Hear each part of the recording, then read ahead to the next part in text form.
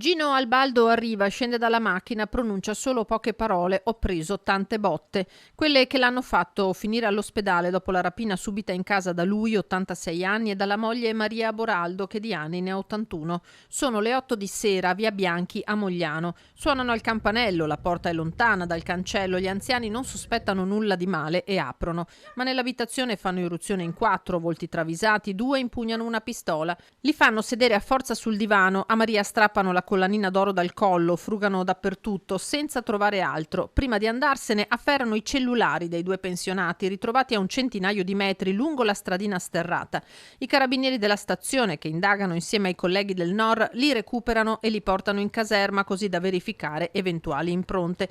Rapina dalla dinamica del tutto simile a quella messa a segno 3 settimane fa nella villa della famiglia Colombo a Selvana, non fosse che in quel caso i banditi si esprimevano con un accento dell'est.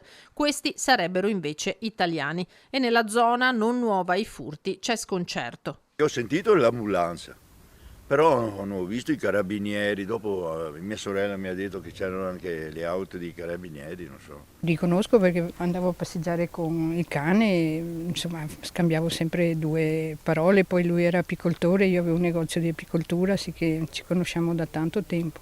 Mi dispiace proprio, guarda, non so. Mi dispiace, tra mesi sono venuti 2 o 3 volte. Una volta mi hanno portato via l'auto dentro qua e l'ho trovata a Mogliano. Io sono anziana, sì che sto attenta, ho i cani e chiudo tutto e sto attenta, è l'unica cosa. Le luci fuori, è un brutto vivere purtroppo.